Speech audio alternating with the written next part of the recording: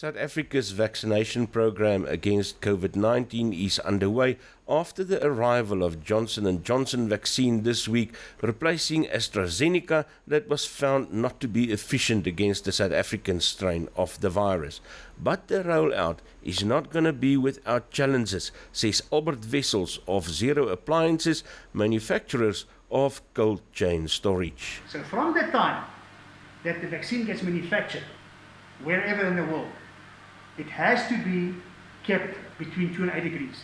From the factory to the warehouse, to the distribution, to eventually the hospital, the clinic, whatever, and from here, wherever the last mile that we use the vaccine carriers for. Delivering vaccines to all corners of the world is a complex undertaking.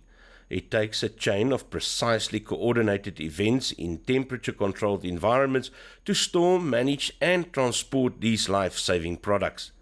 This is called a cold chain. So from the time it leaves the factory, the manufacturer, to the time it gets injected into an arm of a child in Africa somewhere, it must adhere to the cold chain. It must not go out of range. Not under 2 degrees and not above 8.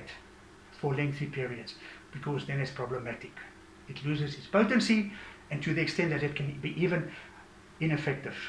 Needless to say, in practice, the cold chain presents all kinds of challenges, especially when you're trying to reach remote or rural communities or places where electricity is unreliable. The biggest dilemma that we have worldwide, but in Africa in particular, is because of the inefficiencies of the cold chains that's being used. People are using normal bar fridges or coolers, bottle coolers, and today 50% of vaccines in the world is not fully potent because the cold chains have been broken along the line or the incorrect cold chain has been followed.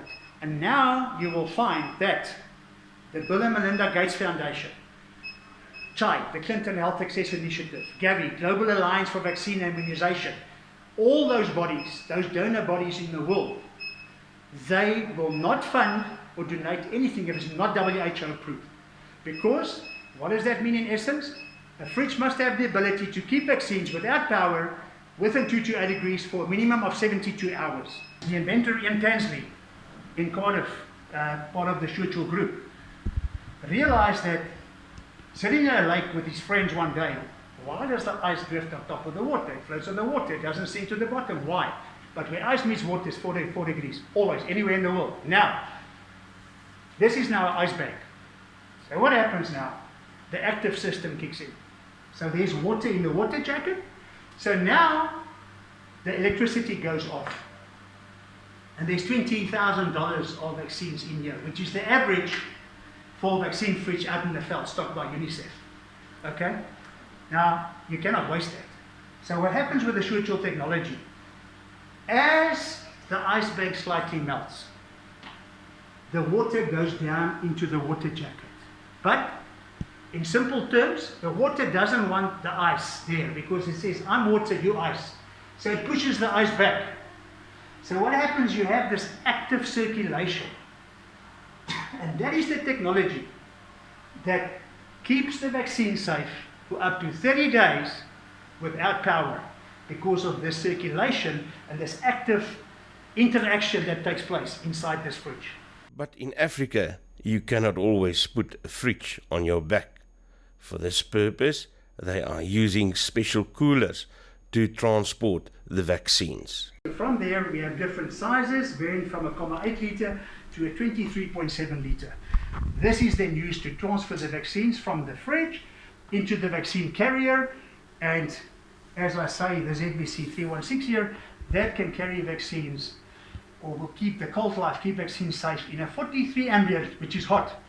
It will keep the vaccines between 2 and 8 degrees for 140 hours, which is what you want. But the biggest challenge for the cold chain is corruption, says Wessels.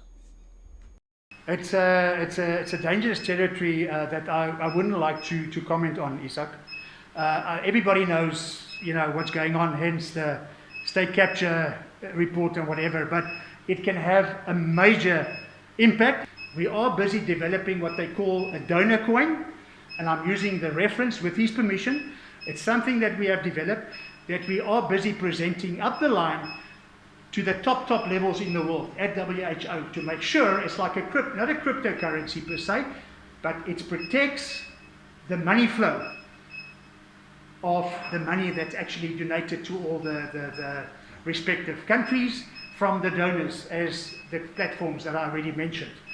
That hopefully will alleviate the corruption factor and make sure that the prices the country actually pay for what they deserve is the right price. It is at this point that South Africa might just lose the battle against COVID-19.